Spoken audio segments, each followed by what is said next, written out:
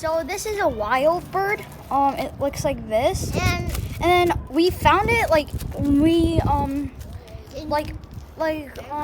Sunday, Saturday we found this bird just lying in the streets in Manhattan.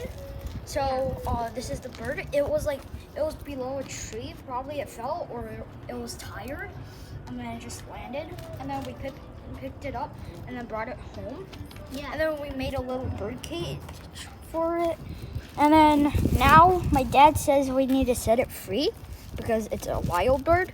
So now we're gonna set it free. Okay? Oh, look, it's already wanted to go out. You could. And then this part. See this part? This part? And then if we open it, it's gonna fly out. Okay? So we're gonna let it open.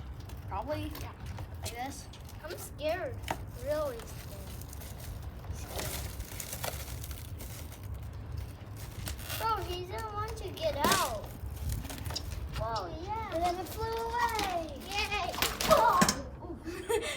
I just flew away over there. Yay. Well, that's the end. The bird flew out and Yeah. can't get it back now. Yeah. And we could keep this cage or just throw it out because it's already broken. So bye. See you next time.